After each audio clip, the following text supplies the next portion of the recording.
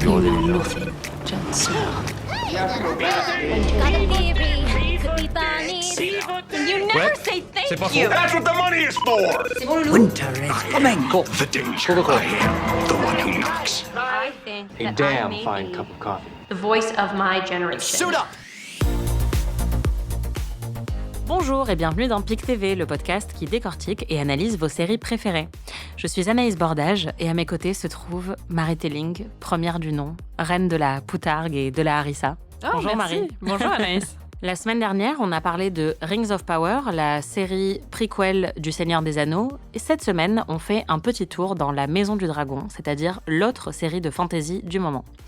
House of the Dragon, c'est le prequel très attendu de Game of Thrones qui se déroule environ 200 ans avant les aventures de Daenerys et qui suit les histoires de famille sacrément compliquées de la dynastie Targaryen.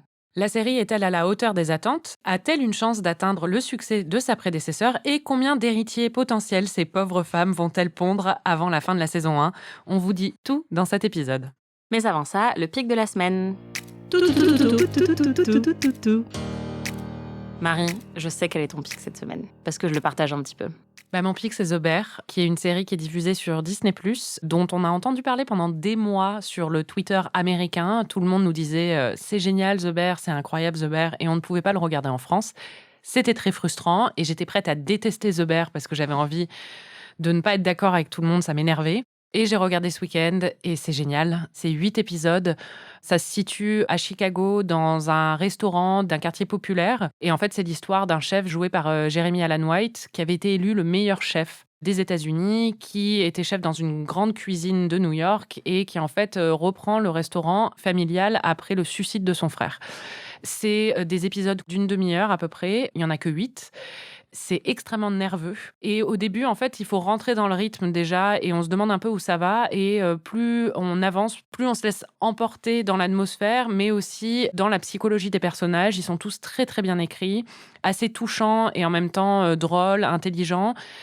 Ça m'a rappelé Fleabag, honnêtement, dans l'exploration du deuil, de la culpabilité et de ces questions-là, de façon sous-jacente à une série qui n'a pas l'air d'être ça de premier abord. J'ai été complètement happée par la série, j'ai tout regardé en un après-midi et je n'ai qu'une envie depuis, c'est me replonger dedans. Et la musique est super aussi. Ouais, moi je sais que je vais devoir la revoir au moins 2 ou 3 fois, puisque à chaque fois que je la regarde, je suis tellement distraite par les bras de Jeremy Allen White. Il est magnifique. Je sais pas ce qui se passe en fait dans la série, je suis juste là, bras. Non, mais c'est vrai qu'il est absolument brûlant de charisme. Ouais, franchement, c'est Ouais. chaud.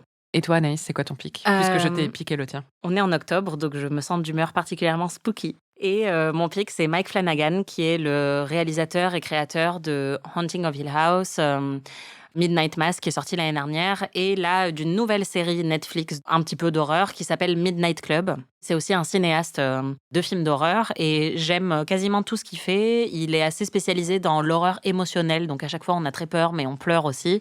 Et là, Midnight Club, Anaïs c'est adore ça. c'est ça, mes 2 choses préférées. Non, en fait, j'ai pas encore trop avancé dans Midnight Club. C'est sur un hospice pour des adolescents qui sont en phase terminale de diverses maladies, qui se retrouvent un peu toutes les nuits pour se raconter des histoires qui font peur. Je trouve que c'est assez sympa. Pour l'instant, c'est pas ce que je préfère de lui, mais je voulais juste dire que je suis extrêmement reconnaissante pour l'existence de Mike Flanagan et ses œuvres parce qu'il comprend exactement ce qui me plaît dans les histoires d'horreur et c'est déjà les vieilles maisons hantées où il y a du vieux parquet qui grince et il y a des belles statues qui sont un peu dans l'obscurité et on sait pas trop ce qui se cache derrière. Il y a toujours une cave, il y a toujours un vieil ascenseur qui grince avec une porte en métal. Enfin, juste, en fait, il est tellement bon pour créer une ambiance et tirer le plus possible d'un décor d'horreur que vraiment, en fait, même si Midnight Club, j'adhère pas toujours à l'histoire, je suis juste tellement contente de retrouver cet univers-là et c'est vraiment un petit bonbon réconfortant pour moi tous les soirs. On va sans doute beaucoup en reparler dans Amis, mais ça me réconforte beaucoup. Justement, sur ce même thème, on a un pic commun, c'est qu'on est en train de préparer la nouvelle saison d'Amis qui sort dès la semaine prochaine Oui. et qui va être à la fois sur les films d'horreur et les films romantiques. Anaïs va me faire découvrir plein de films d'horreur que je n'ai jamais vus parce que je suis un culte et je vais lui faire découvrir plein de films romantiques qu'elle n'a jamais vus. On espère que ça va vous plaire autant qu'à nous parce qu'on est trop hypés pour cette nouvelle saison.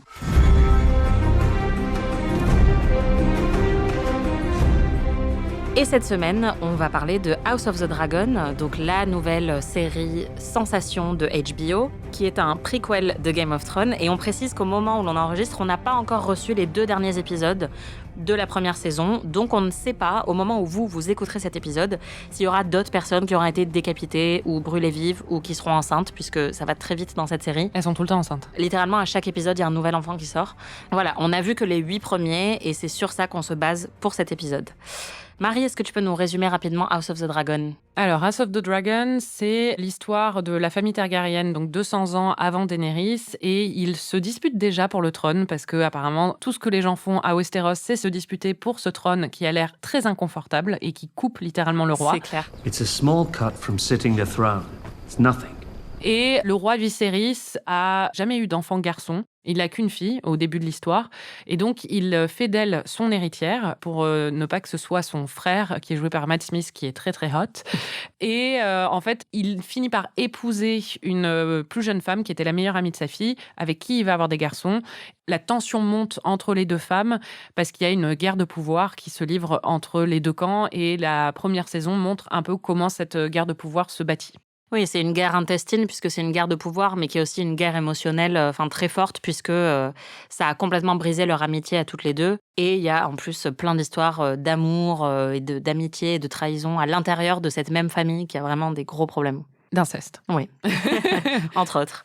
C'est une série qui a été créée par George R.R. Martin, l'auteur de Game of Thrones, et Ryan Condal, et qui est showrunnée, en tout cas la saison 1, par Ryan Condal et Miguel Sapochnik. Si le nom vous dit quelque chose, c'est parce que c'était un des réalisateurs emblématiques de Game of Thrones.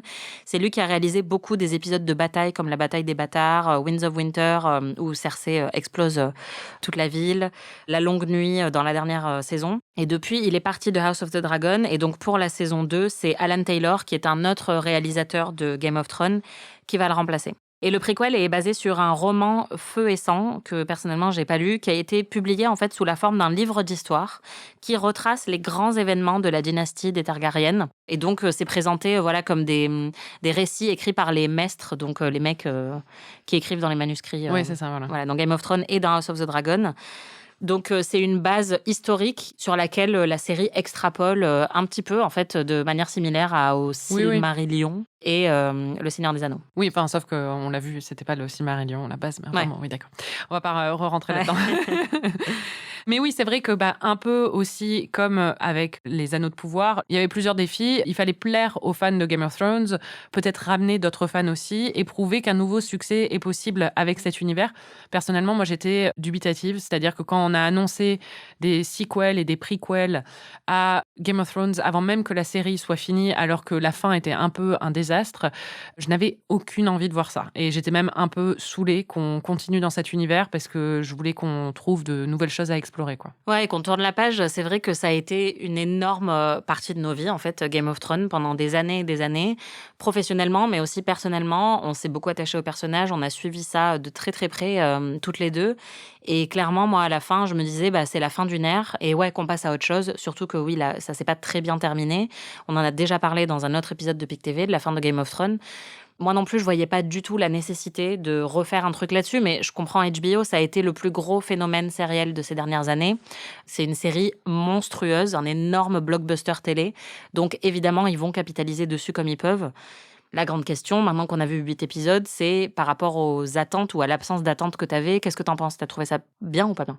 Alors, les 3 premiers épisodes, j'ai pas du tout aimé. Et depuis l'épisode 4, j'aime beaucoup. Vraiment, je me suis investie dans la série et j'ai vraiment envie de voir la suite. Donc, je suis assez conquise. Mais les 3 premiers épisodes, pour moi, ne fonctionnaient pas très, très bien. J'étais complètement blasée, j'en avais rien à faire. Mais là, vraiment, je trouve que ça fonctionne bien. Donc, oui, il y a un très bon casting. J'ai toujours envie de voir la suite, en fait, quand je finis un épisode. Ouais. Et pour moi, c'est un très bon signe, ce qui n'est pas le cas, par exemple, avec les Anneaux de pouvoir. Mais dès que j'ai commencé à avoir envie de voir la suite, et c'était vraiment à la fin de l'épisode 4, là, je me suis dit, ah, ça y est, on est lancé. Toi, t'aimes bien ou pas ? Je suis rentrée dedans dès le début parce qu'en fait, à ma grande surprise, justement, quand la série a démarré, vraiment, j'y suis allée limite à reculons en me disant, je m'en fous de Game of Thrones, j'en peux plus. Et à la fin du premier épisode, je me suis dit que j'étais hyper contente de retrouver les décors, puisque c'est les mêmes décors en partie, même s'ils ont été un petit peu modifiés, les mêmes costumes, la même musique. En fait, j'avais l'impression de me replonger dans un univers que je connaissais déjà assez bien. Et comme on en a déjà beaucoup parlé, moi, le fait de rester avec une série pour 6 épisodes et après je la vois plus jamais, ça me frustre parfois. House of the Dragon est tellement proche de Game of Thrones que ça avait un côté assez plaisant. J'étais dubitative sur certains aspects, on va en reparler. Mais comme toi, je trouve que ça fonctionne très bien. Les épisodes sont assez longs et à chaque fois que je démarre un épisode, je me dis bon, ok. Et en fait, ils arrivent toujours à caser un truc, généralement dans la deuxième partie, qui est assez explosif et qui fait que, comme toi, j'ai envie de voir la suite. Et j'ai très hâte de voir où ça va aller parce qu'ils font des choix narratifs quand même assez ambitieux. Donc on l'a comparé un petit peu à Rings of Power. Je pense que tout le monde est obligé de faire la comparaison puisque les deux séries sont sorties en même temps. Et il y a un peu des teams, selon si tu préfères Rings of Power ou House of the Dragon. Je pense que toi et moi, on est plutôt team Dragon, a priori. Oui, un peu malgré moi, hein, parce que c'était vraiment pas celle que j'avais le plus envie d'aimer. Mais je me retrouve à vraiment avoir envie de voir la suite alors que Les Anneaux de Pouvoir, je me force un peu à continuer à regarder, quoi. Ouais, pareil. Mais au final, je pense que la comparaison la plus pertinente, c'est pas forcément avec Rings of Power, c'est la comparaison avec Game of Thrones, parce que au final, c'est un peu, on prend les mêmes et on recommence. Je me suis même dit, ils ont pas trop pris de risques à ce niveau-là. Dans le pilote, ils font quand même beaucoup de clins d'œil à la première saison de Game of Thrones. Il y a une scène de tournoi, il y a une jeune fille dans le tournoi qui se demande qui est le chevalier mystérieux avec un casque. Enfin, il y a vraiment, et puis bon, il y a plein de scènes de sexe, ce qu'on retrouve pas forcément après dans la série, mais le pilote, c'était vraiment genre, vous avez aimé Game of Thrones, voici exactement la même chose. Oui, alors après, moi, au début, justement, je trouvais que c'était un peu facile. Par exemple, le discours du roi à sa fille sur la mythologie autour de Song of Ice and Fire. When this great winter comes, Rhaenyra, all of Westeros must stand against it. And if the world of men is to survive, a Targaryen must be seated on the Iron Throne. A king or queen, strong enough to unite the realm against the cold and the dark. Aegon called his dream the Song of Ice and Fire. This secret, it's been passed from king to heir since Aegon's time.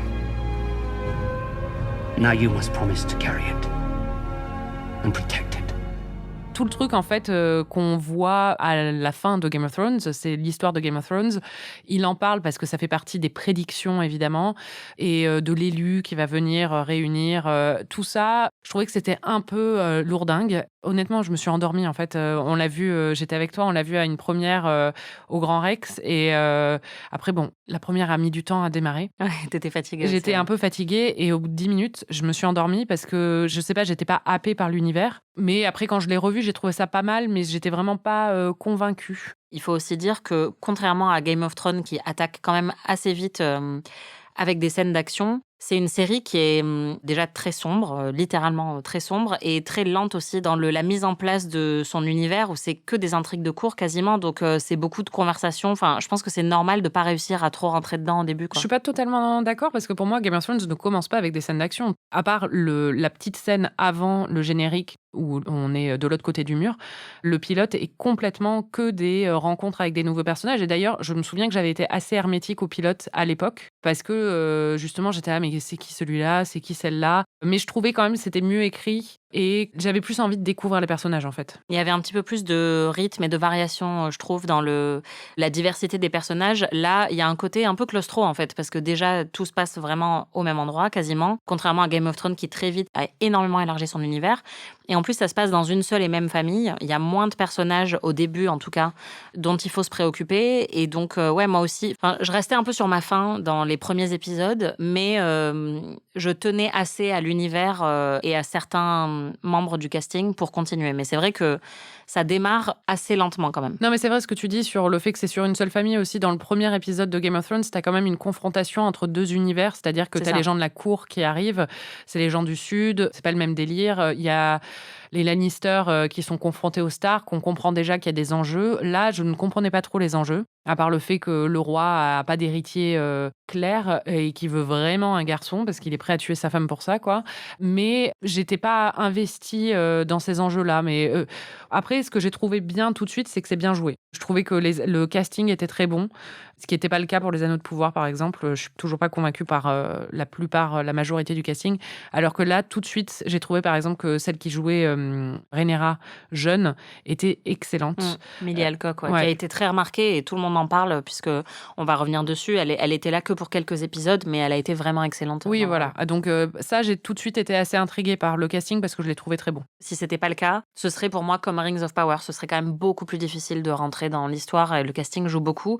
Moi, ce qui me plaît le plus dans la série et qui m'a accroché dès le début, c'était l'ambivalence morale de tous les personnages, absolument tous les personnages. C'est-à-dire que même si dans Game of Thrones, il y avait aussi ce côté-là qui était très appréciable avec des personnages toujours assez complexes, il y avait quand même des gentils et des méchants. Les Stark étaient quand même plutôt gentils, les Lannister étaient quand même plutôt méchants. Et là, dans House of the Dragon, ils sont tous un peu pourris, mais ils peuvent tous faire preuve d'humanité ou d'affection à un moment. Par exemple, Otto Hightower, je crois qu'il s'appelle, le conseiller du roi. C'est un de mes préférés parce qu'à la fois, il peut être extrêmement affectueux avec sa fille et il a souvent raison dans les conseils qu'il donne au roi, mais en même temps, il est très manipulateur et il prostitue sa fille pour qu'elle se marie justement avec le roi. My darling, how's Rhaenyra? She lost her mother. The Queen was well loved by all. I found myself thinking of your own mother today. How is His Grace? Very low. Which is why I sent for you. I thought you might go to him, offer him comfort. In his chambers. I wouldn't know what to say.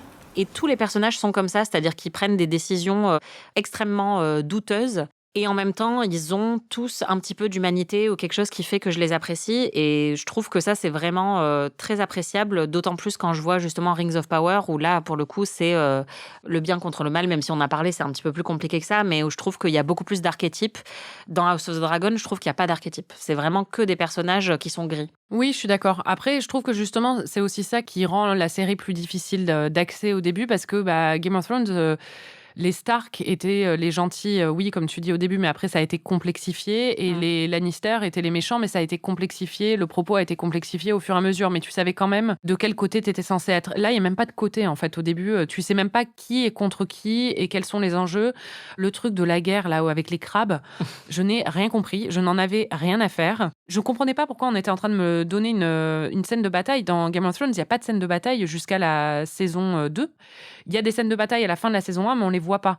Là, je trouvais que on essayait de reproduire une recette avec les scènes de bataille ou des choses comme ça, mais sans avoir d'enjeu ou de propos clairs. Et je ne savais même pas pourquoi j'étais en train de regarder un truc avec Matt Smith qui est en train de tuer tout le monde sur une île peuplée de crabes dans la brume. J'en avais rien à faire. Ce qui est intéressant, c'est que...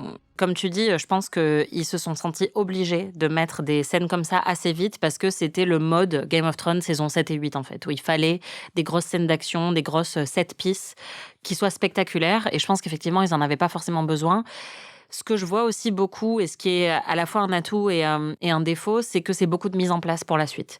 Et donc moi, j'ai réussi à m'intéresser un tout petit peu à ces scènes de bataille parce que je me disais, ça va peut-être payer plus tard, ça va peut-être nous emmener vers quelque chose d'autre, parce que Game of Thrones nous a entraînés à voir un peu l'intrigue comme un échiquier où on prévoit plusieurs coups à l'avance. Et donc maintenant, je me dis aussi, je trouve ça assez ludique de me dire comment est-ce que ça va se retrouver plus tard dans l'intrigue. Par exemple, il y a un moment, il y a plusieurs prétendants pour épouser Rhaenyra et il y en a un qu'on voit à peine, qui est un gamin, et on nous dit qu'il a du sang des First Men, qui sont une entité qu'on avait vue aussi dans Game of Thrones, et on le voit hors champ défoncer un mec qui fait 2 fois sa taille. Ça, j'ai très hâte de voir comment ils vont l'intégrer à la suite de l'histoire et si on va le revoir en tant qu'adulte. Oui, il y a beaucoup de mise en place, toute la saison est ça en fait. On comprend très vite que la saison est une mise en place pour la guerre qui va diviser les 2 femmes et les 2 camps. Je le savais déjà au début parce que je connaissais un tout petit peu l'histoire du livre de base. Mais même en sachant ça, ça m'intéressait pas des masses, honnêtement. Et puis surtout, pour moi, la bataille, je comprends toujours pas pourquoi elle était là. Oui, mais je pense que tu l'as dit, pourquoi elle était là. C'est parce qu'ils voulaient faire. Oui, c'est ça. Mais pour moi, ça, c'est gratuit, quoi. Et c'était lassant parce qu'une scène de bataille, en fait, pourquoi c'est intéressant dans une série, c'est parce que t'es attaché à tel ou tel personnage et t'as pas envie qu'il meure. ou parce que tu as un enjeu où tu te dis il faut recapturer telle ville ou quand ils doivent reprendre Winterfell. Mais là, j'étais là, mais qu'est-ce qu'on s'en fout de cette île? J'avais même pas compris qu'on parlait de ça avant, quoi. C'était un peu délirant. Moi, ce qui m'intéressait, par contre, c'était l'amitié entre les deux filles, comment elles étaient séparées, les trucs un peu plus intimes, justement, je trouvais ça plus intéressant. J'espère qu'ils vont retenir cette leçon-là parce que je pense que c'est une opinion que à peu près tout le monde partageait sur les problèmes de démarrage un petit peu. Et je pense qu'on a vu, par exemple, avec un des derniers épisodes que nous, on a vu, la scène où Viserys décide de monter sur le trône alors qu'il est quasiment mourant. Pour moi, c'est la scène la plus spectaculaire de la série pour l'instant. I will sit the throne today. Your Grace. Et il n'y a pas besoin de dragons, et il n'y a pas besoin de bataille. Il y a juste besoin d'une excellente musique, d'une bonne mise en scène, d'un acteur qui est vraiment très très bon. Et c'est juste tous les enjeux en fait qui sont cristallisés dans cette scène. Enfin moi j'étais complètement happée pour le coup. Et j'ai l'impression qu'ils essayent de plus en plus de faire ça. Donc j'espère qu'ils vont dans la bonne direction avec ce genre de scènes qui sont plus intimes, mais qui en même temps disent beaucoup sur les jeux de pouvoir qui vont se dérouler. Alors, je pense qu'il va y avoir de plus en plus de batailles et que je pense qu'ils vont garder des scènes intimistes, mais là, la guerre va commencer très clairement. Après, il y a des bonnes batailles comme dans Game of Thrones. Voilà, c'est ça. Parce que moi, en fait, le problème de cette bataille, c'est juste que je comprenais pas les enjeux, je comprenais pas pourquoi j'étais en train de regarder ça. Alors que là, maintenant, je suis attachée au personnage, j'ai mes allégeances, je sais qui je soutiens dans cette guerre. Et donc. Tu soutiens qui? Je soutiens Rhaenyra et Matt Smith. Ils sont hot. All right. Toi, tu soutiens qui? En fait, moi, c'est vraiment ça que j'adore, c'est que je soutiens tout le monde. Moi, je suis comme Viserys au dîner dans l'épisode 8. Je suis là, mais est-ce qu'on peut pas tous être amis et bien s'entendre? The crown cannot stand strong if the House of the Dragon remains divided. But set aside your grievances. If not for the sake of the crown, then for the sake of this old man, who loves you all so dearly. Moi, j'ai envie que Rhaenyra et Matt Smith, comment il s'appelle, Daemon, ils explosent les petits l'un de l'autre. Elle est sympa encore, la brune, ça va? Ouais, moi je l'aime bien. En fait, les acteurs sont très bons. Et je tiens à dire aussi, il faut qu'on parle des changements de casting, puisque c'était un des gros trucs qui ont été couverts sur cette première saison de House of the Dragon, c'est que ils vont très très vite sur la première saison dans le temps. Ils font des énormes ellipses. Et donc, ils ont changé plusieurs fois de casting pour jouer donc les deux rôles principaux de Rhaenyra et Alicent, et aussi pour changer leurs enfants qui grandissent assez vite. Et je trouve que sur le casting des enfants, c'est assez remarquable parce qu'ils sont tous très très bons, même ceux qui sont restés que pour 1 ou 2 épisodes. Il y a une scène où ils se disputent, où ils se battent carrément, il y en a un qui perd un œil, tout ça. Et j'ai trouvé les acteurs mais vraiment excellents, alors que l'épisode d'après, ils étaient déjà partis. Mais ils se sont quand même très bien débrouillés, je trouve, sur ce coup.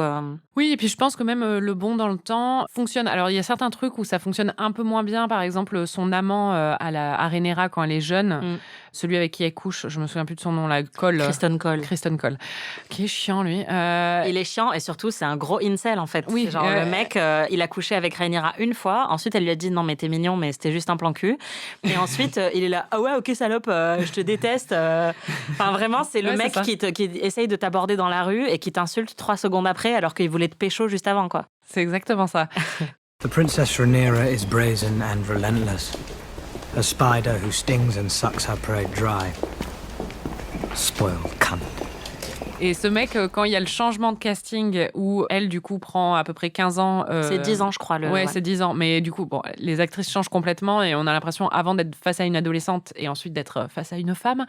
Et là, lui, ne change pas du tout. Enfin, il y a des petits décalages au niveau du casting et de l'évolution du casting qui posent question. Mais je suis d'accord, pour moi, c'est un sans faute au niveau du casting. Ils sont tous excellents, même les enfants, comme tu dis.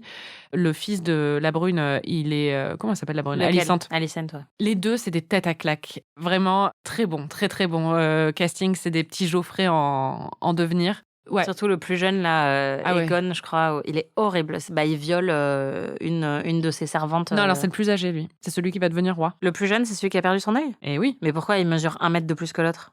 Je sais pas, mais c'est le plus jeune. Alors ça, c'est une grosse erreur de casting. Parce que moi, le plus grand en taille, c'est aussi le plus grand en âge. Mais d'ailleurs, elle a marié le plus âgé à sa propre sœur. C'est le seul problème que j'ai eu avec les changements de casting, c'est que honnêtement, parfois, j'avais un peu besoin de mes fiches Bristol à côté pour comprendre qui était qui. En plus, ils s'appellent tous Aegon, Rhaenyra. T'en as qu'on connaissait déjà, donc Viserys, Joffrey. Ouais, après, t'as Jacques au milieu. Jacques et Luc. C'est ça. Ou Emma, la mère qui meurt dans le premier épisode. Oui, mais c'est A-E. Oui, mais à l'oral, c'est vraiment genre, t'as juste un bob au milieu, tu comprends pas pourquoi. Mais Ça aurait été drôle. Ouais, c'est clair. Franchement, parfois, j'ai eu un peu du mal à suivre sur certains personnages et comprendre qui était qui, comme vous venez de le voir. Je pense qu'au final, ça posera plus de problèmes. Et maintenant qu'on a assez avancé et que tous les changements de casting sont finis, j'ai même du mal à me projeter dans les épisodes d'avant. Pour moi, ces personnages-là sont définitivement incarnés par ces acteurs-là, donc ça veut dire que c'est assez réussi. Mais j'avoue que ça a un peu secoué à l'atterrissage. Pour certains, j'étais pas trop sûre, quoi. J'ai mis quelques minutes à m'habituer au changement. C'est bien qu'il y en ait un qui a perdu un œil déjà. Ça permet de repérer qui c'est dans le lot. Celui qui a perdu son œil, en fait, c'était le plus jeune qui n'avait pas de dragon. Et du coup, c'est pour ça qu'il a perdu son œil. Oui, il était bizuté, ouais. Voilà, il était bizuté et il était plus jeune que son frère qui, lui, avait un dragon. Et il est allé choper le dragon le plus grand. Et c'est après ça qu'il a perdu son œil. Ouais, mais du coup, changement avec les grands. Enfin, comme il avait les cheveux longs, bouclés, ça m'a un peu induite en erreur. Il y a beaucoup de changements de casting et de cheveux. Oui, c'est vrai. Matt Smith a plusieurs longueurs de cheveux au fil de... C'est la seule évolution, d'ailleurs. Son visage ne change pas, il ne vieillit pas. Ouais, c'est ça. J'allais dire, quand t'en parlais tout à l'heure, c'est très intéressant qu'ils aient changé les femmes principales, mais pas les hommes. Ni Viserys, ni Daemon, ni... Après, c'est parce que en fait, les femmes, au début, sont censées être adolescentes et sont censées avoir, au tout début, avoir 14-15 ans, alors que les hommes sont déjà des adultes. Donc, ils sont pas censés évoluer. Donc, ils ont fait juste évoluer parce qu'au final, je sais pas si c'est la sœur ou la cousine du roi, mais celle qui aurait pu être reine et qui a été évincée, elle bouge pas non plus. Oui, c'est vrai. Ils l'ont vieilli juste un petit peu. Ouais, mais même, j'ai même pas remarqué, tu vois. Ils lui ont donné les cheveux un peu plus blancs. Ouais, bon, elle est targaryenne.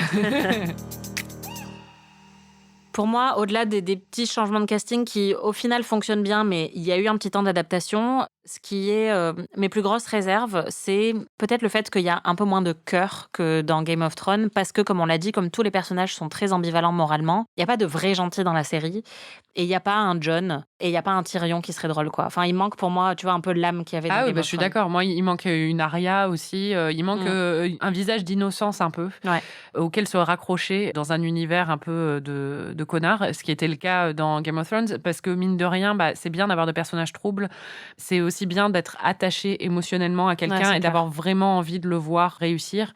Et c'était ça aussi qui était génial dans Game of Thrones, c'est qu'il maltraitait les gens qu'on aimait le plus. Donc forcément, il y avait quelque chose de déchirant là-dedans qui nous tenait en haleine. Tandis que là, honnêtement, ils pourraient tous être maltraités. Je pleurerais pas sur le sort, même si j'ai dit que j'étais pour Rhaenyra, je vais pas pleurer sur son sort.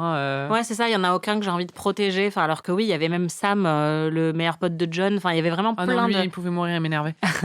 Non, mais il y avait quand même plein de personnages qui étaient bons et qui étaient gentils et attachants. Et là, qui amenaient un peu de douceur, quoi. Les fils de Rhaenyra sont un peu ça. Jacques et Luc, parce qu'on sent qu'ils sont assez honorables, qu'ils sont gentils. En plus, ils sont visés par plein de moqueries. Et leur cousine, du coup, j'arriverai même pas... Mais celles qui vont épouser sont aussi gentilles, ça se sent. Donc, ouais, j'ai hâte de voir plus les enfants, en fait, parce que j'ai adoré les intrigues entre les enfants de ces derniers épisodes. Et comme en plus, ils sont bons, les acteurs... Et après, il y en avait un aussi qui était pas mal, mais qui, du coup, est parti. Mais je suis sûre qu'il va revenir, c'est Lénore, qui était le mari de Rhaenyra. Et ils ont simulé sa mort, donc j'espère qu'il va refaire coucou à un moment, parce que ce serait pas drôle. Il était sympa, il était marrant. Ouais, c'est ça, lui, il était un peu passif, quoi. Ouais, mais c'est vrai que ça manque d'humour aussi. Comme tu dis, l'absence de Tyrion se ferait cruellement sentir. J'ai pas ri une seule fois. Peut-être Matt Smith, il faut que j'arrête de l'appeler Matt Smith, mais Daemon peut avoir des petits moments, mais la plupart du temps, c'est très très léger et c'est vraiment pas une série marrante, quoi. Non, c'est dû à son attitude à lui, à Matt Smith, en fait, qui a beaucoup de swagger et qui est habitué à des rôles assez charmants. Où du coup, là, ça... Oui, je vois le prince Philippe, moi. Ouais, ou même le Docteur Who. Enfin, il est habitué à ces rôles-là. Et donc là, il a un côté beaucoup plus sinistre. Mais le charme de Matt Smith traverse un peu ce personnage-là et permet d'avoir un petit sourire parfois quand il est à l'écran. Parce qu'il est malicieux. On sent qu'il a un côté irrévérencieux. Mais il n'a pas de réplique marrante comme l'avaient Jaime, Cersei, Tyrion, enfin tous les Lannister. En fait, ils avaient quand même des bonnes répliques, quoi. Oui, c'était très marrant. L'autre critique que j'ai, c'est que franchement, on reprend pas la même musique que Game of Thrones pour son générique. C'est d'une fainéantise. C'est clair. Absolument révoltante. Je sais pas, faites un sample, mais changez un peu les notes. Surtout qu'ils ont Ramin Djawadi, le compositeur, qui est toujours là et qui a fait une musique originale, une bande-son originale pour la nouvelle série qui est très bien, que je trouve pour l'instant très très bien. Et le pire, c'est que nous, on a reçu donc les screeners en avance, les journalistes, et il n'y avait pas le générique dans les 2 premiers épisodes qu'on nous a envoyés, en disant le générique sera révélé plus tard. Donc on était là. waouh, il n'y a pas le générique, surprise, qu'est-ce que ça va être quand les épisodes vont être diffusés? Et là, on découvre que le générique, c'est littéralement le même. Et je disais, mais pourquoi vous nous avez fait du mystère? Je me suis dit, est-ce qu'ils ont abandonné en cours de route et ils ont dit non, laisse tomber, on reprend la vieille musique. Ce qui aurait été trop drôle, c'est de faire ce qui te manque, tu sais, un générique avec les visages des gens. De ouf. Et comme If ça, en plus, you're out on the road, genre à la Gilmore Girls, tu vois. En plus, ça t'aurait aidé à suivre qui est qui. Exactement. Non, Genre, mais c'est ça. Egon is... C'est ça, et ils mettent les deux acteurs à chaque fois, ils mettent Jace, et là ils mettent genre les 2 ou 3 acteurs qui l'ont joué, et je serais là, ah ouais, ok. Non mais clairement, idée de génie. Ça aurait trop dû être ça. Oui, non, je suis d'accord, c'est très paresseux, et c'est ce qu'on disait au début, c'est-à-dire que on sent qu'ils ont très peur de perdre une partie de l'audience qu'ils ont réussi à amasser avec Game of Thrones, et qui veulent absolument que ce soit un succès, et malheureusement, quand on veut que ça plaise à tout le monde, on prend le risque de pas prendre de risque. Oui, c'est vrai. C'est un peu le problème des tests screening, quoi. C'est que si on veut plaire à littéralement tout le monde, il faut s'accorder aux envies de chacun, et donc ça donne un résultat qui est parfois un peu plat. Donc j'espère qu'ils vont trouver quand même une manière de se démarquer d'une manière ou d'une autre. Tu parlais des cousines, filles de Daemon, etc. En fait, je trouve que si on sort de Rhaenyra et Alicent, qui sont les héroïnes de la série, tous les autres personnages féminins sont pas du tout développés. Ça m'a fait penser à ce que tu disais sur Galadriel la semaine dernière. Enfin, je trouve que même Rhaenys, la reine qui aurait dû être reine et qui en fait ne l'est pas, elle est très intéressante et l'actrice est excellente. Mais les autres femmes dans la série, elles sont unidimensionnelles. Enfin, j'espère qu'elles vont gagner en profondeur parce que les garçons, parmi les enfants, sont pour l'instant très bien développés et les filles, je trouve qu'elles le sont pas vraiment. Alors déjà, je trouve que comme il y a 2 femmes au cœur du récit et que pour le coup, je trouve qu'elles sont bien écrites et bien développées, j'ai moins cette critique.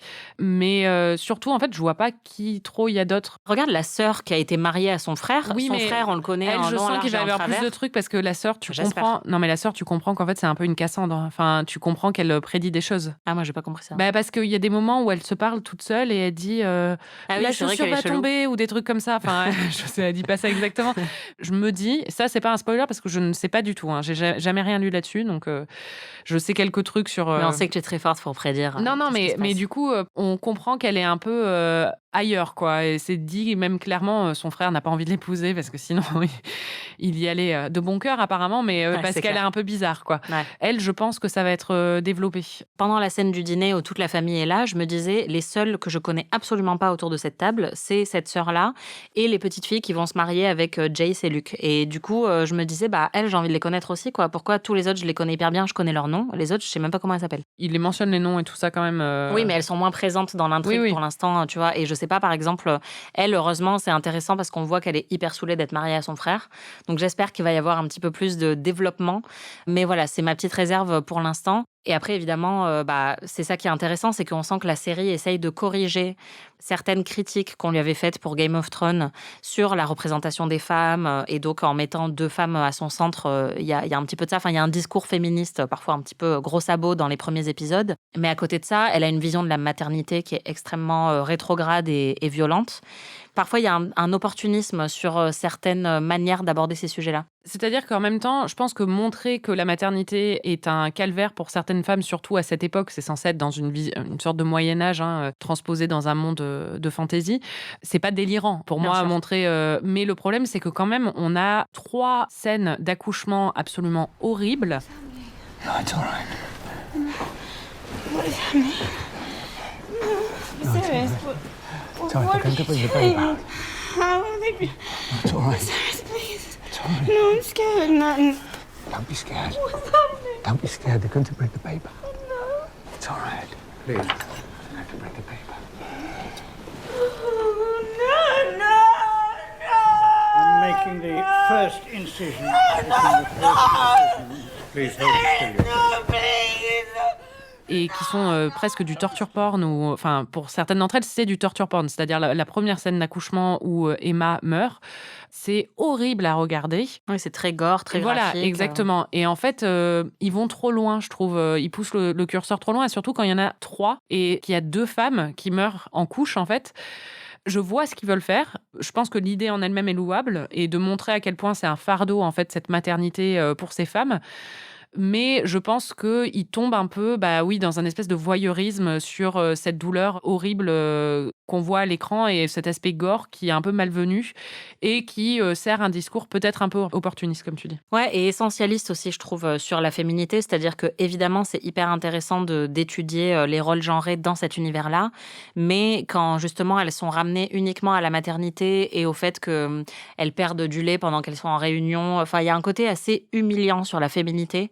Comme tu dis, je pense que la volonté est louable, mais le résultat peut être un peu décourageant ou déprimant. Quand on est une femme et qu'on regarde ça, c'est assez brutal.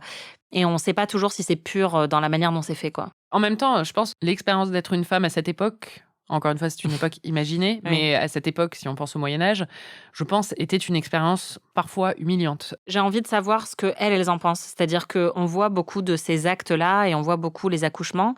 Mais en fait, à part 1 ou 2 discours qui sont menés par des hommes dans les premiers épisodes où Damon dit le mariage, c'est juste un arrangement politique et après tu fais ce que tu veux, etc.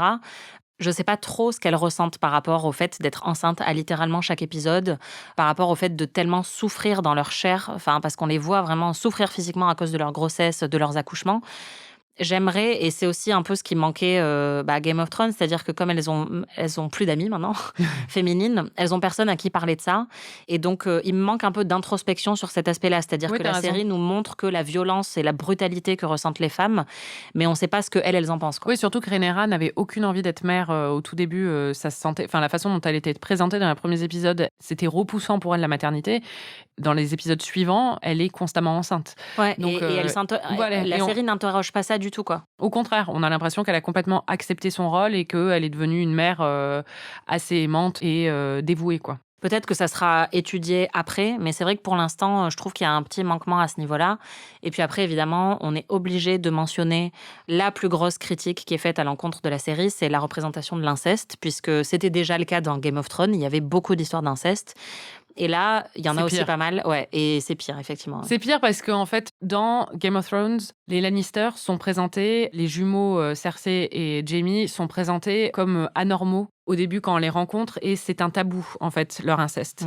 Alors que là, on est chez les Targaryen qui sont connus pour leur inceste, ils épousaient leur sœur. Donc, c'est présenté comme une normalité. Le fait qu'elle soit amoureuse de son oncle et qu'elle ait envie de se le taper et que lui soit amoureux, je sais pas, mais qu'il ait envie aussi de se taper sa petite nièce, qui en plus est très jeune au début, c'est présenté comme quelque chose de presque romantique. C'est-à-dire que leur première scène de sexe ensemble, hors le moment où ils l'emmènent dans le bordel, c'est une scène qui est filmée comme quelque chose de très romantique. Ouais. Et comme sur la plage. voilà, et comme une sorte de communion des esprits où ils se retrouvent enfin. Et c'est censé refléter une réalité pour eux parce que les Targaryen fonctionnaient comme ça. Et on voit aussi l'horreur du mariage entre le frère et sa sœur. Mais en même temps, le frère et sa sœur, on voit pas vraiment l'horreur du mariage. Il la trompe avec d'autres meufs et on n'a pas du tout l'aspect horrible. Même si on le comprend. Et là, en fait, on se retrouve, honnêtement, en plus, Matt Smith est extrêmement charismatique et c'est un être très sexy, disons les choses telles qu'elles sont. Et donc, forcément, on se retrouve à être un peu genre gaga devant un personnage qui est moralement horrible, mais qui est en plus un peu emporté dans une histoire qui est une histoire d'inceste et d'abus. Ouais. Mais un peu malgré nous, en fait, on se retrouve et il y a des moments, on se reprend et on est là, ah non, quand même, c'est un oncle et sa nièce. Mais par exemple, l'épisode 4, je l'ai trouvé très bien aussi parce qu'il y avait cet aspect-là qui était déclenché, cette dynamique entre les deux, parce que on a envie de voir la suite et que ça ajoute du piment à l'intrigue. Mais dès qu'on prend un pas de recul, on se dit, mais le message que ça véhicule est quand même assez dangereux. Ça reprend un des plus vieux clichés et un des clichés les plus délétères sur l'inceste, qui est qu'il peut y avoir du consentement dans l'inceste et que ça peut être un rapport égalitaire et une histoire d'amour. Alors qu'on sait que l'inceste repose, comme tu l'as dit, sur l'abus et sur un déséquilibre des pouvoirs et que donc il n'est pas question d'amour, voire même d'attirance sexuelle dans beaucoup des cas, mais vraiment juste de domination. Et la série, elle, met vraiment ça en scène comme une histoire d'amour comme une autre qui donc va nous émoustiller, nous, en tant que spectatrices, et on va se dire, j'espère qu'ils vont coucher ensemble ou enfin, on va être content quand ça se passe et oublier totalement leurs liens familiaux parce qu'ils sont mis un peu sur un pied d'égalité et c'est leur envie à tous les deux de coucher ensemble alors qu'on sait que ça, c'est une représentation qui est fausse de l'inceste. Et ça contribue en fait à perpétuer le tabou qui existe pour le coup dans la vraie vie. C'est un énorme problème et honnêtement, je sais pas trop comment le résoudre parce que comme toi, enfin moi déjà j'adore Matt Smith. J'aime ce personnage pour son côté sombre, ambivalent, dégueulasse, mais aussi qui peut être fascinant comme un Jaime Lannister qui était fascinant mais moi j'ai à décidé sa de manière. considérer que c'était pas son oncle en fait. C'est peut-être la solution. Et c'est vrai que c'est vraiment très compliqué parce que à la fois, je vois pourquoi cette représentation est extrêmement problématique. Et en plus, je me dis, ils auraient pu insérer un truc de pouvoir et d'abus dans cette relation. Je pense que ça aurait fonctionné aussi dans le récit, tu vois. Et le fait de ne pas l'avoir fait, et que eux, visiblement, on sent que même dans le scénario, c'est considéré comme une histoire d'amour. C'est vrai que ça pose problème, quoi. Je pense ils n'ont pas fait comme une histoire d'abus parce qu'ils voulaient faire de Rhaenyra une héroïne autonome et qui est une chef de guerre un peu. Et que si elle est aussi victime d'une emprise, on ne la considérerait peut-être pas comme ça. Enfin, je pense que dans leur tête, c'est un peu comme ça qu'ils ont conçu le truc. Donc, ils ont décidé, en fait, d'être dans un paradigme complètement différent où on est dans un univers où l'inceste, c'est OK et où on peut tomber amoureux d'une personne de sa famille et que c'est totalement normal et acceptable. C'est très problématique quand on connaît la réalité. C'est vrai que pendant des générations, des gens épousaient leurs cousins. Mais là, c'est pas... En plus, il y a une différence d'âge, c'est son oncle. C'est quand même très, très dérangeant, quoi. Oui, surtout qu'il y a des scènes qu'on voit au tout début de la série qui pourraient être considérées comme du grooming, en fait, justement, où il gagne les affections de sa nièce, il lui offre un collier, etc. I brought you something. Do you know what it is? It's Valyrian steel. Like Dark Sister. Turn around. Now, you and I both own a small piece of our ancestry. Il y a une manipulation, c'est-à-dire que très clairement, il essaie même de la pervertir à un moment en l'emmenant dans un bordel. Il lui enlève la capuche pour que tout le monde voit qui elle est. Il commence à la chauffer. Après, il part. On comprend pas trop si c'est parce qu'il s'est découragé ou si c'est parce qu'il avait fini ce qu'il avait à faire. Mais en tout cas, il l'a perverti aux yeux du monde. Et ce qui fait qu'après, il peut se retrouver dans une situation où il peut demander sa main auprès du roi et être dans une position de pouvoir et pouvoir utiliser ça comme monnaie de change. Là, très clairement, on n'est pas dans une situation romantique. Mais en même temps, quand il se retrouve l'épisode d'après, ou 2 épisodes plus tard, c'est l'épisode 6, je crois, là, on est dans un scénario qui apparemment est complètement romantique et amoureux. C'est de son côté à elle, en fait, qu'il n'y a aucune emprise qui est établie clairement, alors qu'il pourrait justement le montrer lui tel qu'il est. Et ça suffirait, je pense, à montrer qu'il a établi une emprise sur elle. Mais elle, c'est vrai que c'est le côté à double tranchant de vouloir faire un truc féministe pour corriger les erreurs du passé, mais sans vraiment se poser trop de questions. C'est que oui, limite, c'est une femme puissante. Mais... Voilà, c'est considéré comme un outil d'empowerment, en fait, qu'elle choisisse ses amants et ses maris, y compris son propre oncle. Mais on sait que c'est pas du tout ancré dans le fonctionnement réel de l'inceste. Et donc, je peux tout à fait comprendre qu'il y ait des personnes qui fassent un rejet total de la série à cause de ça, parce que c'est vraiment une grosse maladresse, un gros défaut d'écriture, quoi. C'était PIC TV, merci Marie. Merci Anaïs. Et merci à vous les Pikies de nous écouter toutes les semaines. Vous pouvez retrouver tous les épisodes de PIC TV sur Slate Audio ou sur votre appli de podcast préférée. On va faire une petite pause avec PIC TV et vous savez ce que ça veut dire. C'est le grand retour d'Amis, le podcast dans lequel on redécouvre des œuvres cultes de la pop culture. Et après Friends et Twin Peaks, on change un peu de format pour cette saison. Je vais faire découvrir à Marie les meilleurs films d'horreur de tous les temps. Et je vais faire découvrir à Anaïs certains de mes films romantiques préférés. Que je n'ai pas vus, parce que je connais très mal ce genre-là. On a toutes les deux très très peur de ce qui va se passer. Moi surtout, parce que moi je vais regarder des films d'horreur quand même. Et oui, puisque vu que c'est la saison, le premier épisode de cette nouvelle saison d'Amis portera sur le film Halloween. Donc si vous voulez préparer, vous pouvez le regarder en même temps que nous. Et on en parlera la semaine prochaine. On espère vous retrouver nombreux et nombreuses pour cette nouvelle épopée. En attendant, si vous avez aimé ce podcast, parlez-en autour de vous et n'hésitez pas à nous mettre 5 étoiles et un petit commentaire. À très vite. PIC TV est un podcast d'Anaïs Bordage et Marie Telling, produit et réalisé par Slate.fr sous la direction de Christophe Caron et Benjamin Ours. Production éditoriale, réalisation et montage, Aurélie Rodriguez.